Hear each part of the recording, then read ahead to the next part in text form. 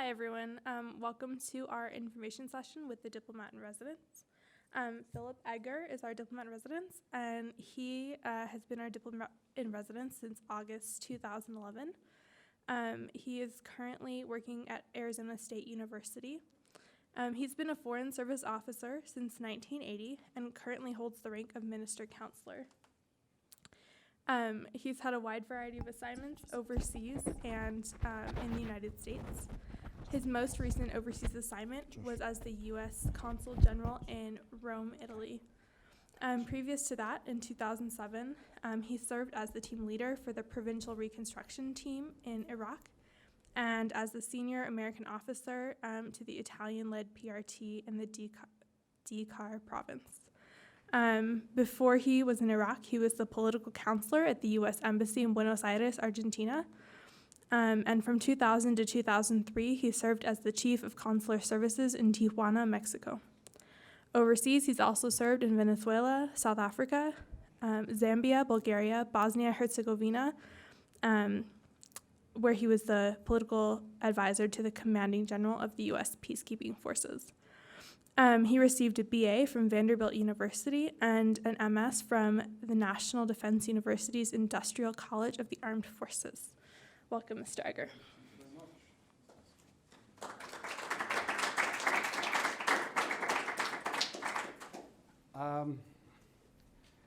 As Camille said, I'm what they call a diplomat in residence, which is a fancy word for a recruiter.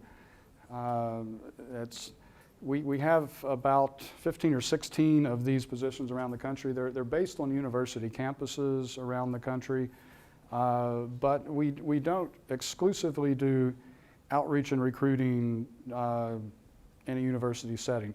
I mean, most of what I'm going to be talking about here today is going to be the Foreign Service and opportunities we have in the Foreign Service. I also do outreach and recruiting for civil service, which is about half of our professional staff, and also for Foreign Service specialist positions. We have about 22 categories of specialist positions, which cover everything from engineers to healthcare providers to law enforcement opportunities, IT, et cetera, those sorts of opportunities. But what I'll spend most of my time talking about, unless people have questions about some of these other areas, is the Foreign Service, and more particularly the Foreign Service generalist track. Just to start with, everything we do and everything you hear today is on this website. So if you don't walk away with anything else from this session today, take note of the website, careers.state.gov. This is where everything starts. This is where you register to take the Foreign Service officer test. You can browse through civil service vacancy announcements on this website. You can look at the specialist announcements and the specialist vacancies. You can apply for internships on this website as well. And probably maybe we'll even start talking about internships because we actually have an application open for that right now, which closes March 1st, yeah, which is what, Friday? So not too much time, but there's still time to get an internship application in if you wanted to. But this is a place where everything starts. You can find me on this website if you go up to Engage, and if you click on Engage, and then you'll see Diplomat in Residence, and then you'll come to a map. And all you have to do is click on Utah. You'll get my name, my phone number, my email address, everything's there. So you don't need to remember my name from this. You can always contact me on this. This is my job. This is my assignment. So, absolutely, if any questions come up or if you have any concerns or whatever about any part of this process that we go through, feel free to contact me. This is what I'm here for. When maybe I'll just start a little bit talking about what my career has been like, and then we can kind of hang our hats on that in terms of what we're going to be talking about. Camille mentioned a whole bunch of different places that I've been to, and it kind of, you might think, oh gosh, it's been kind of everywhere. I mean, if you look at the map, there's a whole big bunch of the the world I've not been to. I've not been to Asia and that sort of thing. But when you hear that kind of list of all these places I've been to, it kind of makes it sound like it's a little bit haphazard in terms of your assignments and what you do and where you do it, et cetera, et cetera. It's not really. I have served in many different parts of the world. I started out in Latin America, then went to Africa, then to Eastern Europe, then kind of back to Latin America and then the Middle East. So there is a lot of moving around, but you tend to have kind of certain themes in your career, and it's not so random as it might initially seem. But there are, I guess, the first big distinction to talk about is, what is the Foreign Service, and distinguish this from civil service. As I said earlier, the State Department professional staff is roughly divided between civil service and foreign service. Civil service officers will do essentially everything that foreign service officers do. Civil service officers are domestically based. Almost exclusively domestically based. I mean, there are certain opportunities for civil service officers to do what we call excursion tours overseas, but for the most part, civil service officers will spend their careers in Washington, D.C., and certain other places around the country, but the bulk in Washington, D.C. Civil service officers, in many respects, are our subject matter experts. For a civil service application, you're applying to a very specific job vacancy announcement, which is going to have very specific requirements, and it's going to be very specific in what the position does. Okay, foreign service officers, both specialists and generalists, spend 2/3 of their career overseas. Specialists, obviously, we're hiring because they have technical skills that we need. So, they're going to be spending their careers pretty much in their technical track. Generalist foreign service officers, though, are exactly what that name implies. The Foreign Service Act of 1980 specified that the Department of State should recruit and train a diplomatic service that reflects America. There's a whole lot that comes into that language. The first is that we're hiring a diplomatic corps that is flexible enough to do whatever is required to carry out our foreign policy overseas.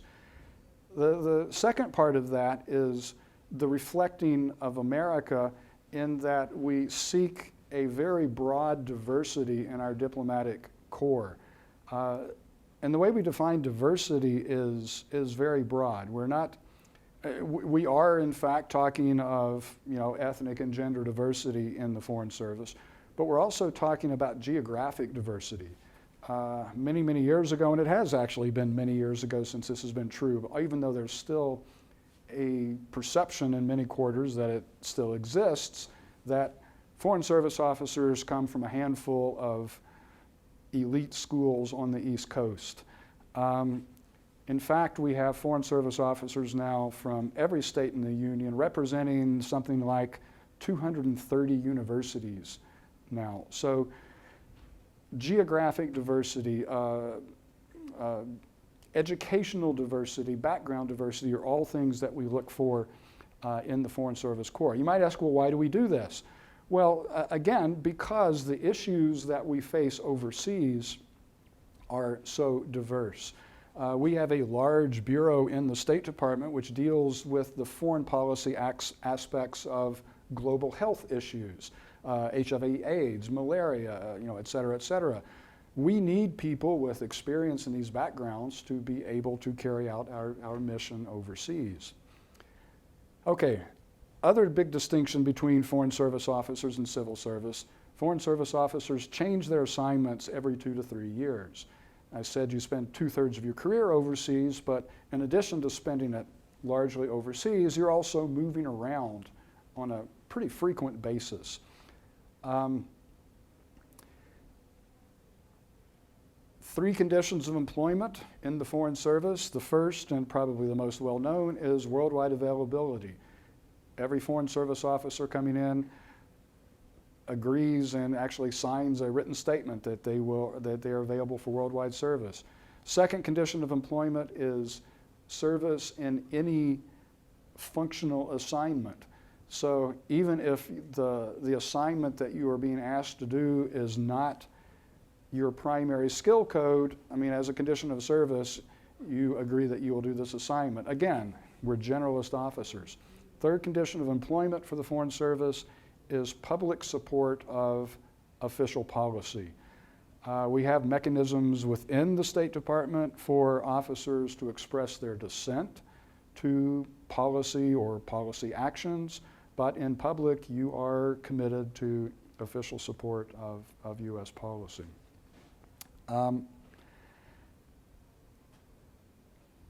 The third big distinction is the way Foreign Service officers are hired. As I mentioned, civil service officers, you apply to a particular job vacancy announcement. Foreign Service specialists, you do the same thing. You don't do it through USA Jobs, but you do it through a separate gateway in which you apply to a very particular vacancy announcement. Foreign Service generalist officers, we hire through an examination process, an examination and assessment process. It starts out with a written test, which is very much like a college board exam. This exam is given 3 times a year. Next test will be in June. You'll notice kind of up the top right hand there, it says register for the FSOT. That starts on the website as well. The written test is the first step in a fairly lengthy process, which could take several years to complete. So a Foreign Service career is not something that you can say, oh, I graduate in May, I think I'll get a career in the Foreign Service. It's going to take a while. The written test is followed by several other segments. And then at the end of all of that, a candidate is placed on a hiring register on which he or she could stay an additional 18 months before eventually either being offered a position or dropping off the list. So it's a multi-year process to get into the Foreign Service. It requires a commitment. I mean, again, a Foreign Service career requires a commitment really from the very beginning. It requires persistence and a commitment to get through the whole process. It requires a commitment from family members to this type of a career. Changing assignments every 2 to 3 years, it's not just the employee that's making a commitment on this. Family members are making a commitment for this type of a career as well. Thirdly, it's a public service commitment. And in fact, this is a public service career.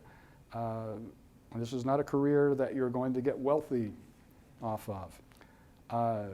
Compensation is, I would say compensation is fair, and I would say it's even competitive, but it's never going to equal what some private sector salaries or incomes could be. What really has to drive you for this type of a career is a commitment to public service, because that's the bottom line, that's what it is. This is a career in which you commit yourself to service to your country, and the reward for that is it's a career in which you can actually make a difference. I'm not going to say that in your first couple of assignments you're going to be creating foreign policy, but you are, even in the very early assignments, going to be in positions where you're going to be making real impact on individuals' lives, not just in a generic sense, but on, John Doe, Jane Doe, who come to you for either a visa application to, join their family in the United States, or someone who is in an automobile accident overseas, whatever. I mean, you really are in a position to make a really real and significant difference in people's lives. So it's very rewarding from that aspect as well.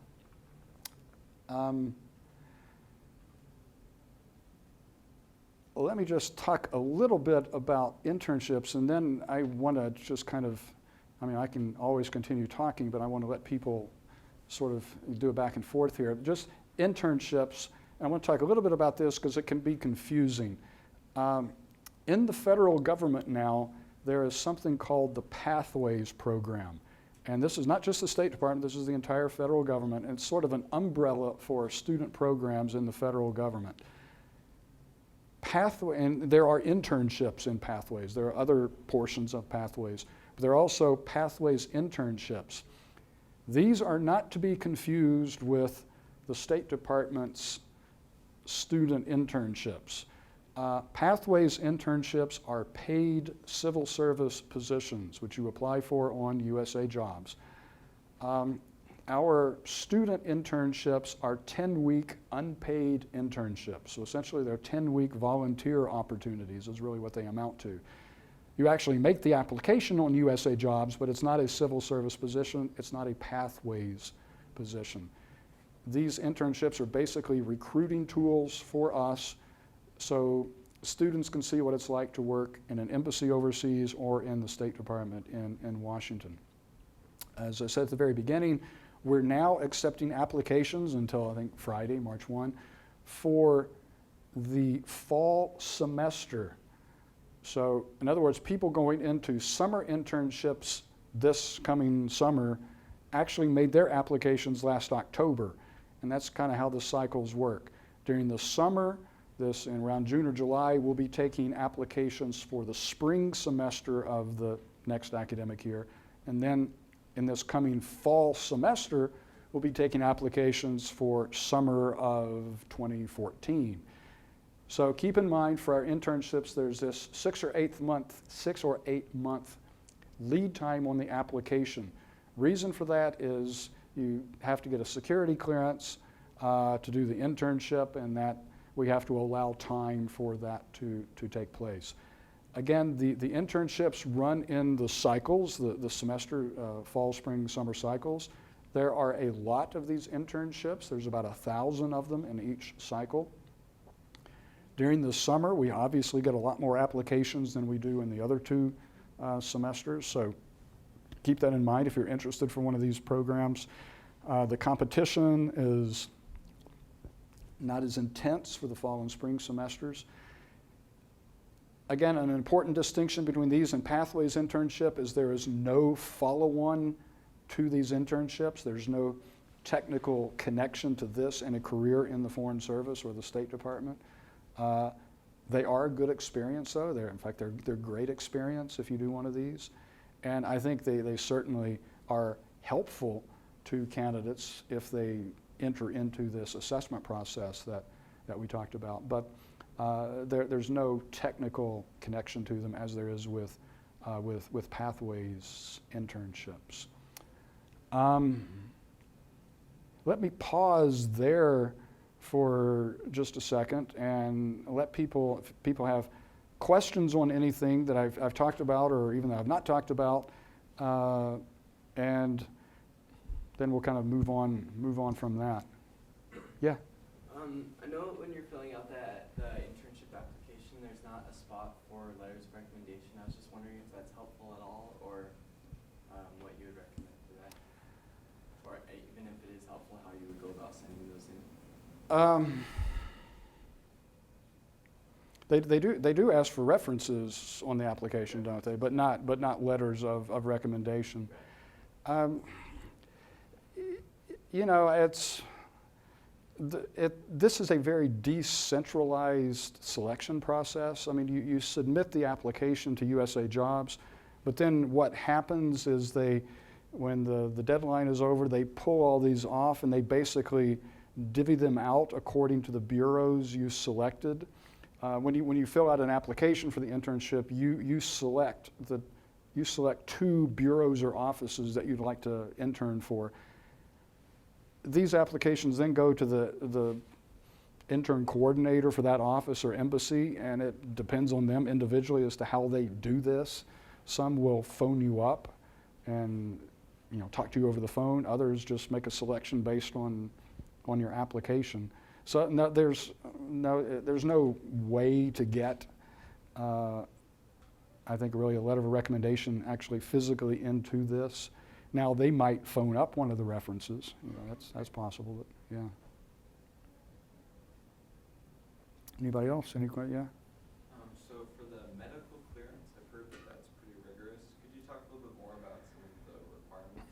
Okay, well, why don't we talk, maybe we're getting a little ahead of the game in terms of the process, but okay, let's just back up quickly. The way the process works, you have the written test, which is the first part of this process. If you pass the test, there's something called the personal narratives. And again, all of this is explained on here, in which you submit 6 kind of short essays on what you think are your skills and qualifications in connection with 6 very broad categories like communication skills, interpersonal skills, leadership skills, et cetera, et cetera. If you move beyond that, you move into what we call the oral assessment, which is a day-long exercise in Washington, D.C., in which you go through a series of interviews, exercises, and a case management exercise. Okay, you move through that. You're done essentially with all of the testing assessment process.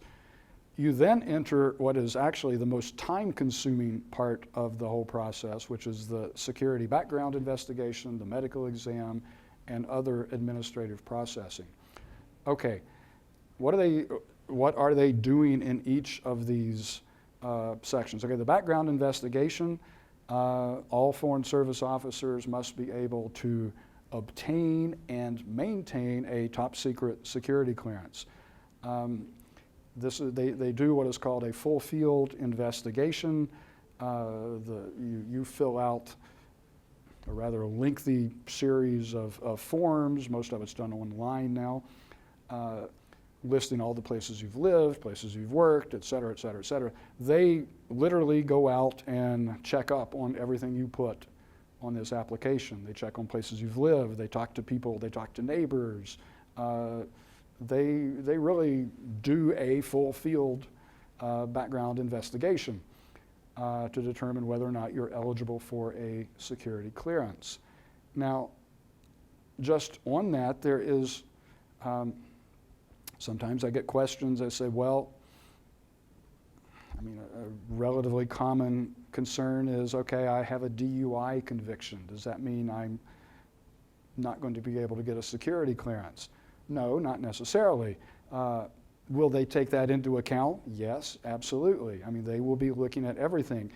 They do place everything into context, though. They take essentially what you might call a total person approach to this. Time can be a mitigating factor. I mean, if you've had a DUI conviction, they're want to know when that was. You know, have you had a second one since then?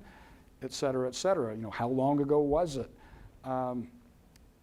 Same is true of recreational drug use. It's not absolutely a disqualifying. If you've done it within the last year, I can tell you, yeah, it's going to be disqualifying. But again, there's no, apart from, you know, a felony conviction or something like that. I mean, there's no list of things which automatically disqualify you for a security clearance. Same is true on the medical.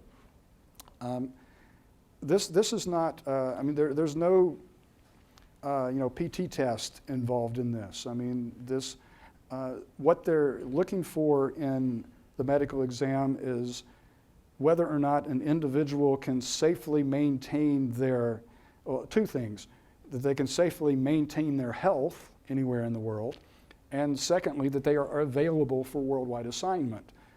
Again, that's one of the conditions of employment. If you have a medical condition that would preclude you from assignment in a certain part of the world, for whatever reason that might be, or significantly preclude you from worldwide assignment, then that could potentially mean not obtaining a medical clearance.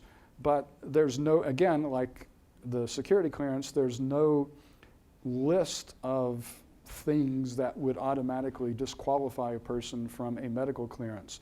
The people in the medical office look at each person individually, put everything into context, and make their decision.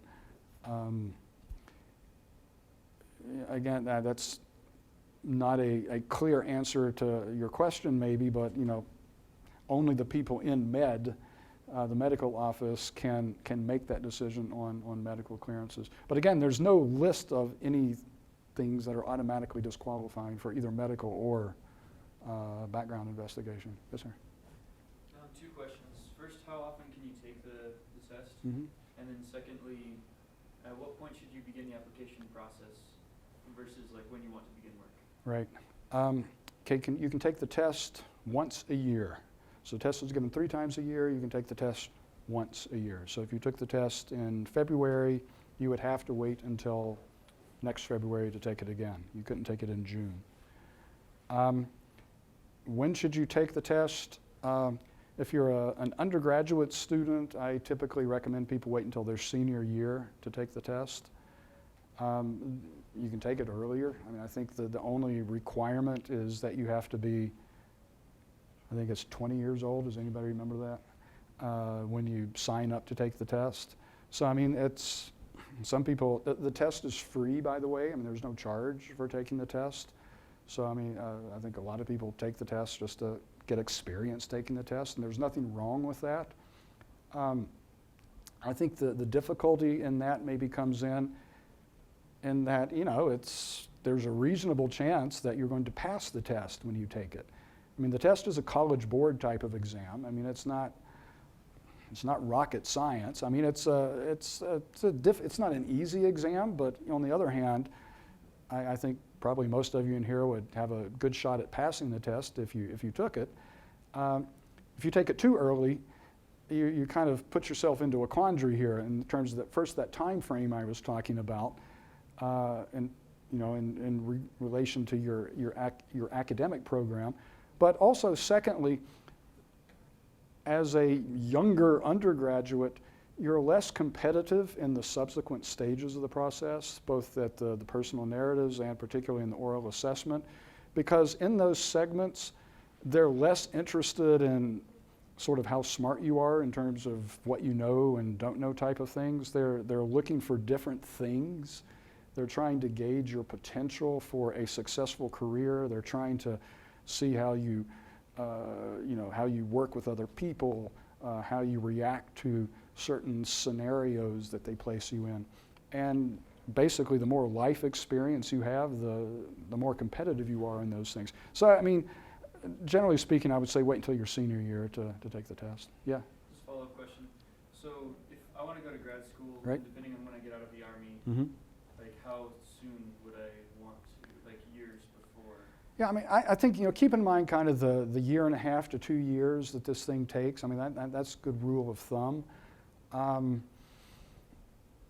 The sort of the average new Foreign Service officer that we hire is probably in their late 20s or early 30s when they actually enter on board as a Foreign Service officer, meaning that most of our new officers have done something else for a few years after undergraduate school. I mean, that could be anything. I mean, more and more, I was talking to somebody before this started, a significant percentage, in fact, a large percentage of our new Foreign Service officers now have graduate degrees, which was very different from when I came in.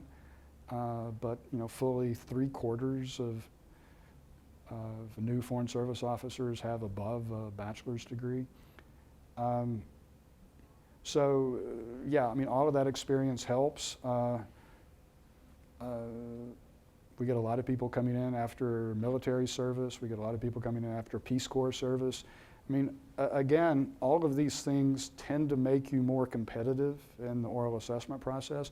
But if you're trying to kind of, you know, time these things, I think typically look at kind of 2 years, basically.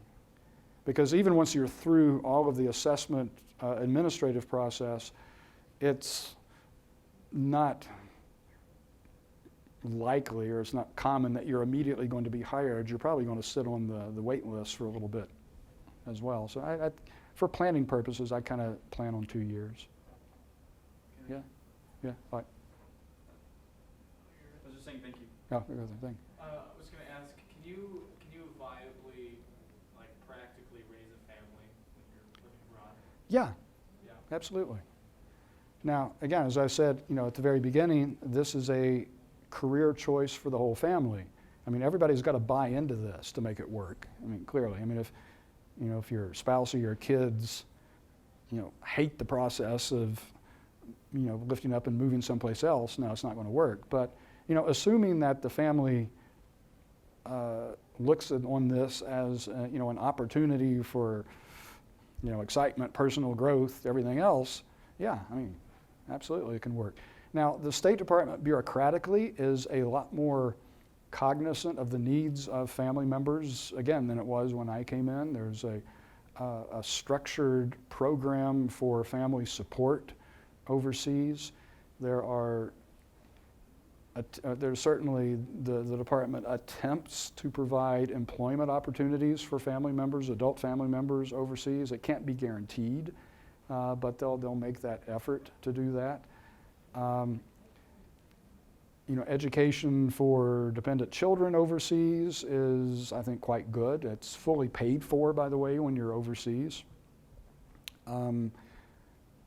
As a parent, you have complete freedom of choice in educating your children overseas. I mean, virtually every place I've been to, in fact, every place I've been assigned to overseas had either an American school or an international school, at the in the city. You don't have to go to one of those schools. In fact, in Argentina, we did not.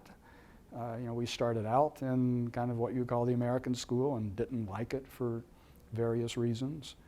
And we essentially homeschooled our daughter for basically a semester, and we had a tutor which worked on her Spanish to the point where she said, well, she could go to an Argentine school now, and she did. So, she attended an Argentine school for 2 years.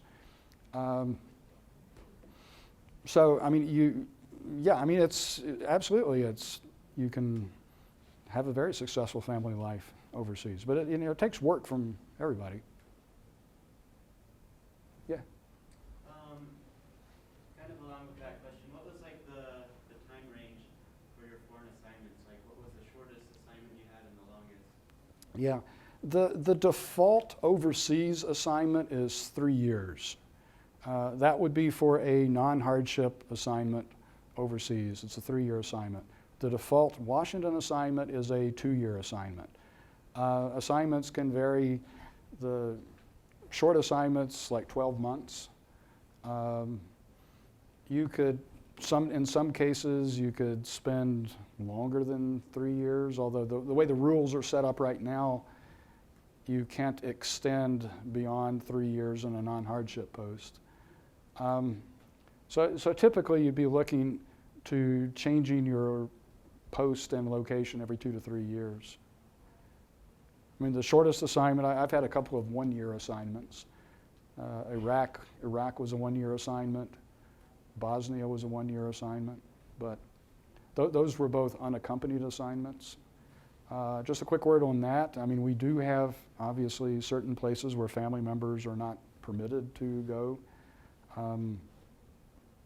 We tell incoming officers or people interested that they should expect to spend at least one assignment and an unaccompanied assignment during the first, I forgot what number of years. Now, typically your initial assignments will not be in one of these assignments. As a policy, we do not, with very, very rare exceptions, we will not assign entry-level officers to, say, Iraq, Afghanistan.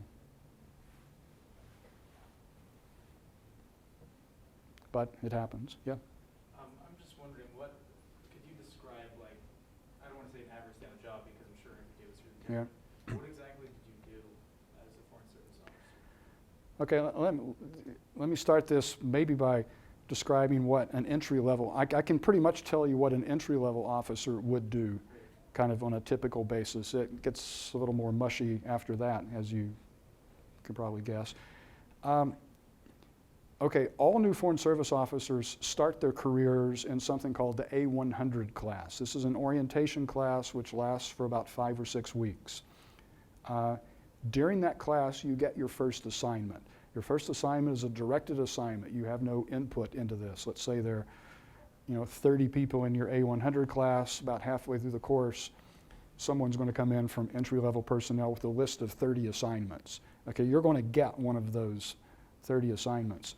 Not only are you going to get one of those 30 assignments, they're going to try and check off a bunch of boxes on that. One of the first boxes they have to check off is every new Foreign Service officer must spend at least 12 months doing a consular assignment, even if they may not be a consular track officer. Now, before I get into this, we didn't really talk about this. Do people know what I'm talking about when I say tracks?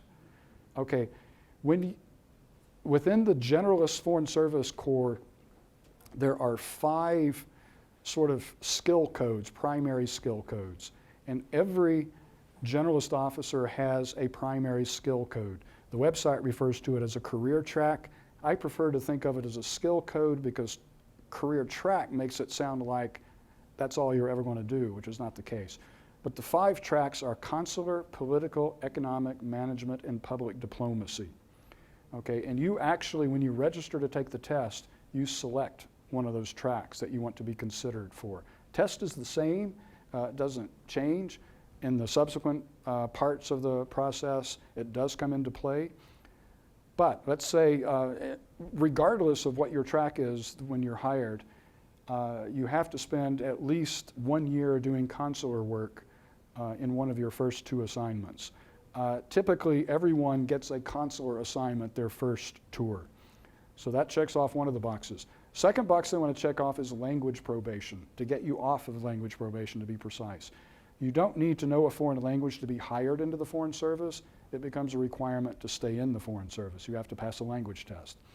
If you have not passed out of your language requirement through your hiring process, then your first assignment is almost always going to require language training. They're going to assign you to a position that requires language. So you come in, you do your 6 or so weeks of orientation. Typically, you will move directly into language training, usually about 5 months of intensive language training. That would be to get you, then presumably you would pass your test and you'd be off of language probation. Then you do about 2 months of consular training, then you would go to your first assignment. So your first assignment is almost always consular assignment, and it is almost always a visa adjudication assignment. So you do that assignment. Your second assignment, which is also a directed assignment, although you do have a certain amount of input into at least expressing preferences for the second assignment. Your second assignment is typically in your career track. So let's say you're an economic officer. Your first assignment was consular. Your second assignment would be an economic track assignment. After that second assignment, your whole file goes to what they call a tenure board. You've now, up until this time, you've been a non-tenured officer, or in more typical personnel parlance, a career candidate officer. If you get tenure, and virtually everyone does get tenure, then the assignment process changes completely. And basically, a year before you're up for reassignment, you get a list of all the jobs that are coming open, and under a certain set of rules and guidelines, you submit a bid list, a wish list, for where you'd like to serve next. Still subject to worldwide availability, needs of the service, et cetera, et cetera, et cetera, but you do have the opportunity, as I said at the very beginning, to kind of focus your career and kind of develop themes to your career. You're very correct in that a typical day is very hard to describe because it's very assignment dependent. If you're at a small post in Africa, you may be doing a little bit of everything.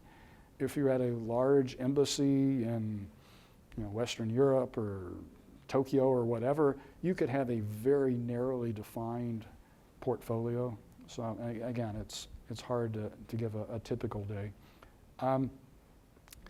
A misconception, a lot of people have. I mean, what initially attracts a lot of people to this career is the opportunity to live and work overseas, which clearly that's a benefit to it. But some people confuse that with travel overseas, and you travel to get to your assignment, but basically you're working a day job, somewhere else rather than here. I mean, you go into the embassy every day and you do your job. You're not necessarily moving around a lot. Yeah.